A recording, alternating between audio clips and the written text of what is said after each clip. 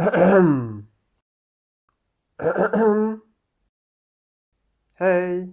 la vidéo commence. Oh, pardon. Alors aujourd'hui, je suis en vacances. Du coup, j'ai fait une petite parenthèse dans le cours sur la couleur et j'en profite pour vous parler d'un petit livre que j'ai vraiment bien aimé. C'est le Petit précis d'aquarelle de Félicia. Félicia qui a une chaîne YouTube que vous connaissez sûrement, hein, Félicia Watercolor. Et c'est un joli petit livre qui est vraiment bien fait, bien pédagogique, et c'est la première fois que je vois un livre sur les bases de l'aquarelle qui est aussi bien structuré. Alors déjà, j'aime bien le format, je trouve que c'est un très joli petit livre tout mignon. Alors bon, malheureusement, c'est un peu gâché par des erreurs d'édition qu'on ne s'attendrait pas à trouver dans un livre publié par une vraie maison d'édition. Des fautes de frappe ou, par exemple, ici vous avez une fin de phrase qui se répète.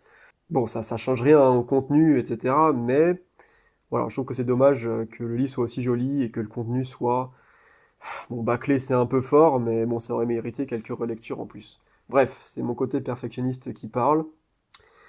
Donc on a un petit livre qui est assez complet. La table des matières, elle est là. Vous avez le matériel, les couleurs, gestes et techniques, l'eau et l'aquarelle, les effets à l'aquarelle, et une partie sur le style. Alors attention, hein, c'est très cérébral, assez théorique. C'est plus une invitation à expérimenter, ça prend pas le lecteur par la main, et il faut réfléchir et pratiquer par soi-même. Mais je trouve que c'est très bien en fait, parce que c'est comme ça qu'on apprend, c'est en réfléchissant et en comprenant les choses par soi-même. Et au final, ça fait un bon, entre guillemets, topo guide récapitulatif qui permet de ne pas se perdre dans la jungle des tutos sur Internet. Donc toutes les notions fondamentales sont à minima mentionnées, et plutôt bien structuré. Donc, par exemple, hein, le chapitre sur les techniques de base va commencer par les lavis, lavis uniforme, lavis dégradé, et vous avez aussi les dégradés, entre guillemets, un peu plus avancés, donc les bords perdus, dégradés courts, les dégradés bicolores. Donc ce qu'on a vu dans les fondamentaux, en fait, et donc voilà, ça vous donne quelques explications. Alors par contre, voilà, ça rentre pas dans les détails, mais c'est une belle invitation à creuser chaque sujet après par nos propres recherches. Et en fait, elle le dit même explicitement, et je trouve que c'est très juste. Euh, Ici, mon vœu le plus cher est que ce livre soit une étincelle pour votre propre exploration artistique, vous encourage à expérimenter, à transcender les règles et à découvrir votre propre voie picturale. Je trouve que c'est très juste et vraiment la philosophie, c'est celle de tout le livre et ça le rend vraiment différent et original par rapport à d'autres, disons, manuels sur les bases. C'est vraiment une invitation à se poser des questions et à comprendre plutôt que de juste reproduire. Vous me posez parfois la question si je recommande des livres pour les débutants et en fait, jusqu'ici, je ne savais pas trop quoi recommander, je ne savais pas trop quoi dire. Non pas que j'ai rien lu, j'ai dû en lire 4 ou 5, des livres pour débutants. Le dernier en date, c'est celui-ci, David Bellamy, Complete Guide to Watercolor Painting. Mais je les ai jamais trouvés super en fait, je les ai jamais trouvés bien structurés. En général, ça rentre tout de suite dans des pas à pas ou des explications très détaillées sur des sujets pointus. C'est des invitations à copier, ce qui peut être amusant, hein, ça c'est pas le souci. Mais je trouve qu'en termes d'assimilation des fondamentaux, des bases techniques, c'est souvent pas suffisant. L'aquarelle c'est technique et c'est pas en 3 pages. Alors, par exemple, si je regarde celui-là, juste pour vous donner entre guillemets un mauvais exemple, euh, donc ici vous avez un livre qui vous donne les bases techniques en 6 pages. D'accord? De la page 12 à la page 18. Et c'est censé hein, être le guide complet de la peinture à l'aquarelle. Donc en 6 pages, voilà, vous avez comment mélanger la peinture, vous avez les lavis, alors bon évidemment pas tous les lavis, vous avez les effets de texture, les réserves, et puis hop, tout de suite, on a vu très superficiellement les bases, et tout de suite on rentre dans des pas à pas. Et après tout le reste, c'est des pas à pas. Alors je dis pas que c'est pas bien, je dis pas que c'est pas utile, David Bellamy, c'est un peintre que j'admire beaucoup, c'est un peintre explorateur, tant que je suis dans des digressions, je peux vous montrer son ouvrage, son ouvrage sur l'Arctique. Alors c'est pas un ouvrage pédagogique, hein, mais c'est vraiment magnifique ce qu'il fait. Je vous montre juste rapidement, parce que vu que je suis en train de critiquer son livre du guide de l'aquarelle, je me rattrape un petit peu. Regardez, un ciel qui granule et qui rend bien. C'est vraiment superbe. Il a une manière de gérer la lumière et vraiment une touche très très délicate, tout en gardant une très grande profondeur. Ça correspond parfaitement à l'atmosphère de ces paysages arctiques. Bref, fin de la digression. Mais donc tout ça pour dire que moi, en tant que débutant, j'aurais aimé un livre qui aborde vraiment les bases techniques, que les bases, qui vous explique le fonctionnement des diffusions à l'aquarelle, qui vous explique comment réussir vos lavis, qui vous explique à quel moment est-ce que il faut peindre une couche sur l'autre dans l'humide pour pas que ça fasse d'auréole, qui rentre vraiment dans ces détails techniques, sans parler d'un sujet précis. Et c'est pour ça que j'arrivais pas à vous conseiller de manuel sur l'aquarelle, parce que je n'en avais jamais trouvé en fait, que ce soit en français ou en anglais. Et ils étaient tous sur ce format-là, où vous avez un rappel en fait des bases techniques en quelques pages, et ensuite ça rentre tout de suite dans des sujets que je trouve assez avancés, ou en tout cas précis. Ici, dans ce petit livre, vous avez vraiment toutes les bases techniques, alors qui ne sont abordées que de manière superficielle, mais en tout cas elles y sont toutes, avec des très bonnes astuces. Et d'ailleurs, quelque chose d'assez parlant, c'est que plutôt que d'avoir beaucoup de pas à pas, vous avez ce chapitre à la fin, Osez varier les sujets, qui rapidement vous donne plein d'inspirations possibles. Et je trouve que c'est beaucoup plus utile d'avoir toutes ces informations sur ce qu'on peut faire, des invitations à faire des choses, plutôt que d'avoir des pas à pas très détaillés. C'est un peu nous dire ce qu'on peut faire par rapport à ce qu'on devrait faire, par rapport à ce qu'on doit faire. Il n'y a rien qu'on doit faire. Donc ça donne, en fait, je trouve, beaucoup plus de liberté. Et c'est ça l'important, de connaître les bases techniques, c'est ça qui donne la liberté ensuite de peindre ce qu'on veut. C'est vraiment important en termes d'apprentissage de faire cette différence entre travailler, entre guillemets, passivement et travailler activement. Donc, travailler passivement, c'est juste copier, vraiment, le prof prend l'élève par la main et lui montre exactement quoi faire. Alors l'élève sera peut-être capable de reproduire ensuite tout seul ce cas précis, mais ça sera difficile d'aller au-delà. Ce qui est bien mieux, c'est quand le prof apprend dans le sens explique tout et l'élève comprend fondamentalement ce qui se passe, parce qu'ensuite il va pouvoir non seulement refaire ce qu'il a fait dans le cadre du cours, mais ensuite l'utiliser dans d'autres cadres. Parce que si on comprend comment ça fonctionne, on sait ensuite dans quel cas on peut l'appliquer ou non. Une autre analogie, c'est en dessin. Vous avez deux manières de dessiner, soit vous prenez une photo et vous la copiez bêtement, soit vous essayez de comprendre, alors disons une voiture par exemple, je peux copier bêtement la voiture en copiant le contour, mais je peux aussi essayer de comprendre comment c'est fait. Je peux me dire, ok, la voiture, c'est un espèce de cube ou de boîte comme ça, et ensuite les roues, c'est censé être des ronds, mais du coup ça devient des ellipses parce qu'elles sont tournées, et comprendre comme ça la structure de la voiture, ça permettra non seulement d'avoir un dessin juste pour la copie, mais en plus ensuite de refaire des voitures qui seront tournées dans différentes positions. Donc c'est bien plus puissant comme approche. Voilà, donc c'est ça que j'aime par rapport à ce livre, c'est que ça vous donne des clés, des outils, des mots-clés pour progresser vraiment sur la technique à l'aquarelle, et c'est tout un livre dédié à ça. Alors il y a quand même un chapitre matériel qui est beaucoup trop long à mon goût, ça fait 30 pages, on rentre assez dans le détail pour le coup, ça aurait été mieux de rester en surface et se contenter de quelques conseils. Mais bon, c'est comme ça, les gens adorent quand on leur parle de matériel, ça se voit aussi hein, quand on fait des vidéos matériel sur YouTube, ça marche toujours. Sans doute on aime ça parce qu'on espère améliorer nos techniques en trouvant enfin le pinceau ou le papier idéal. Après c'est clair que c'est plus facile de procrastiner en lisant voilà, des pages et des pages de description de pinceaux ou de papier, en regardant des dizaines de vidéos de comparaison de couleurs, plutôt que de se retrousser les manches et essayer de comprendre comment fonctionne exactement la diffusion des pigments dans tel ou tel cas. Bref, donc on n'échappera pas aux 30 pages de description du matériel. D'ailleurs, vous voyez que ça rentre quand même assez dans les détails là, pour le coup, parce que vous avez les codes pigments, les codes d'opacité, hein, je vous en avais parlé hein, dans une vidéo il y a 2 semaines, la résistance à la lumière, avec la norme STM, je sais pas trop quoi. Bref, si vous peignez déjà un petit peu à l'aquarelle, vous n'apprendrez pas grand-chose. L'aquarelle extra fine, c'est mieux que la fine, et le papier coton, c'est mieux que le papier cellulose, voilà. Ensuite, on a un chapitre sur la théorie des couleurs. Alors, c'est pas trop foireux pour une fois aussi.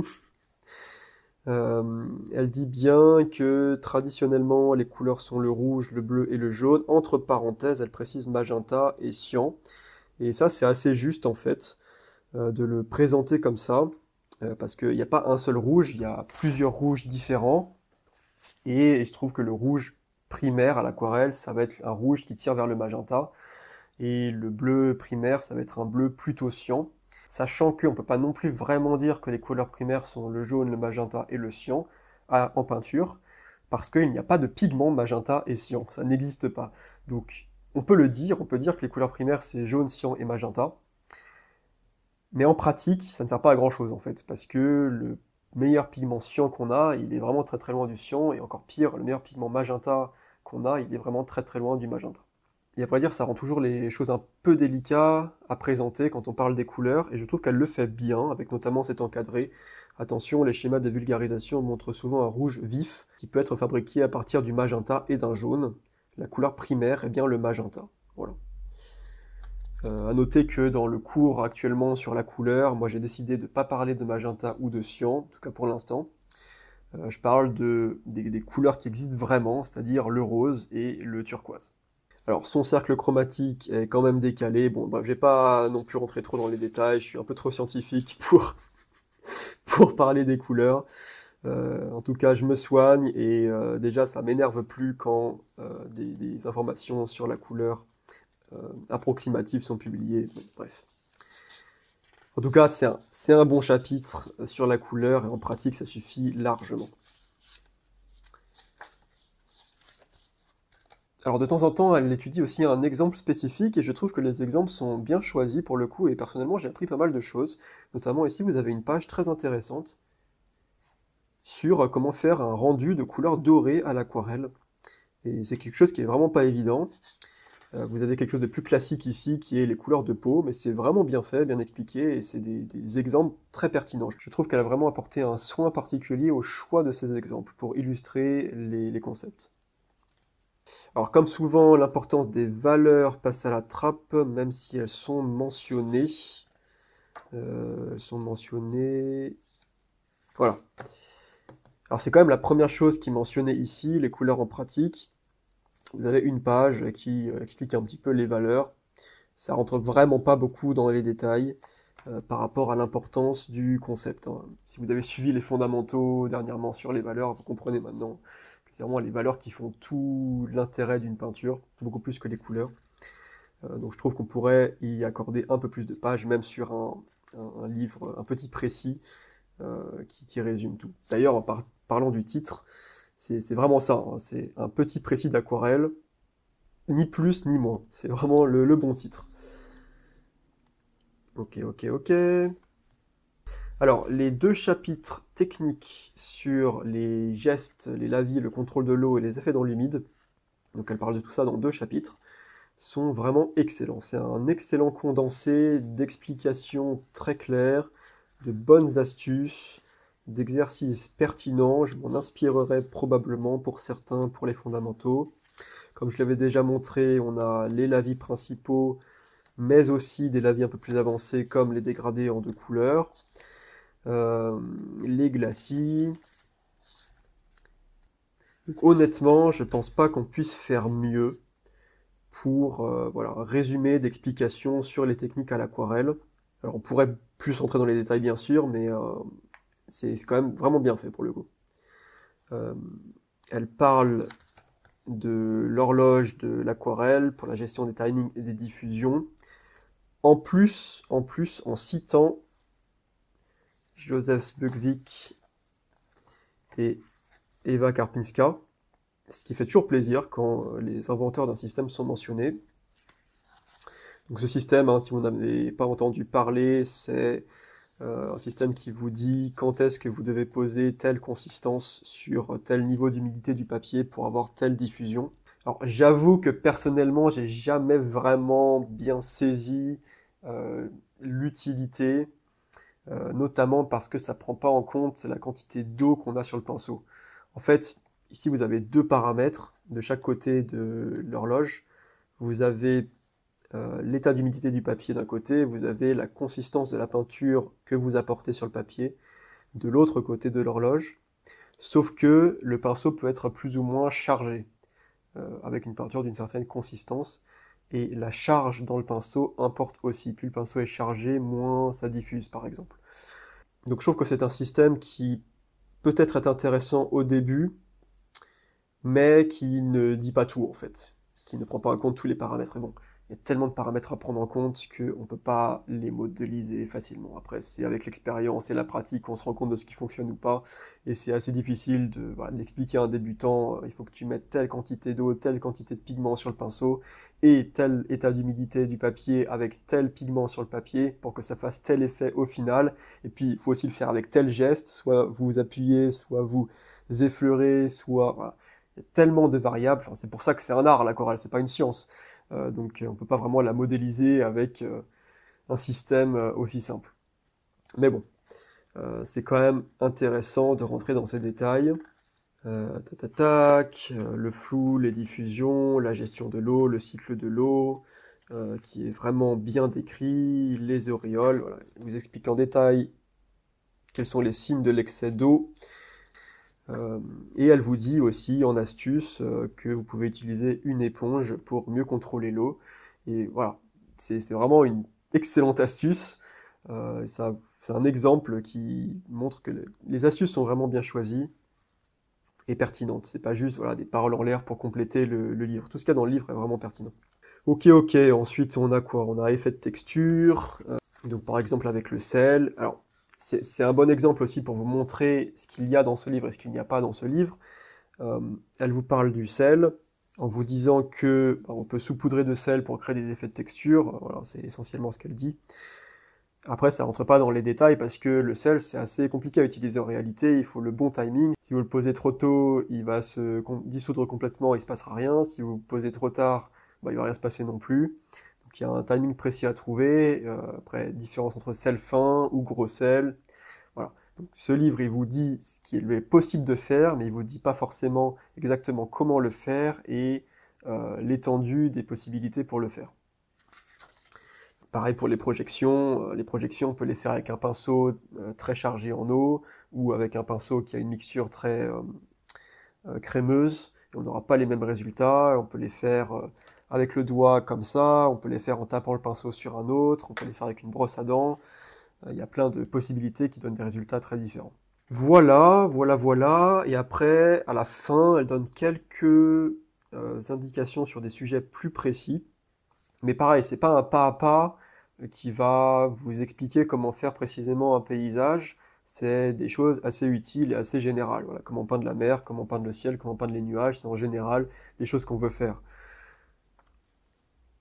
Et qui seront utiles dans pas mal de paysages. Il y a quelques pas à la fin, et qui sont des pas à pas pertinents et bien choisis. Donc on a une pomme. Sujet très classique, mais toujours très très utile, hein, bien sûr.